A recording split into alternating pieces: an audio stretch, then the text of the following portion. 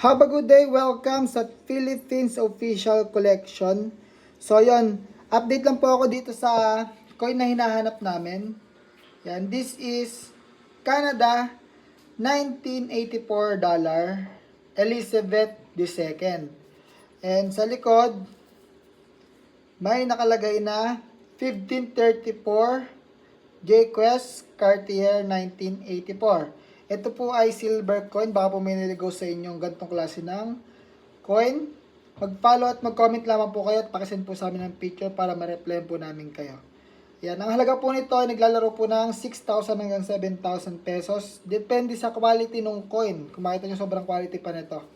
And before end of this month, may message po namin yung mga magko-comment. And mas okay po kung magko-comment po kayo sa YouTube channel natin para po mas mabilis po namin kayo ma-replyan. Kasi sa Facebook ay natatabunan po yung comment. So try nyo po pumunta sa YouTube channel. Ilalagay ko po yung link sa baba sa comment section. And yun lang po. Naghahanap po kami ng mga old coins, mga commemorative coins, mga vintage na gamit. Nagko-collect po kami ng mga ganun sa mga bago pa lang po. And kung meron kayong ganitong klase ng coin, message nyo na po sa amin. Thank you.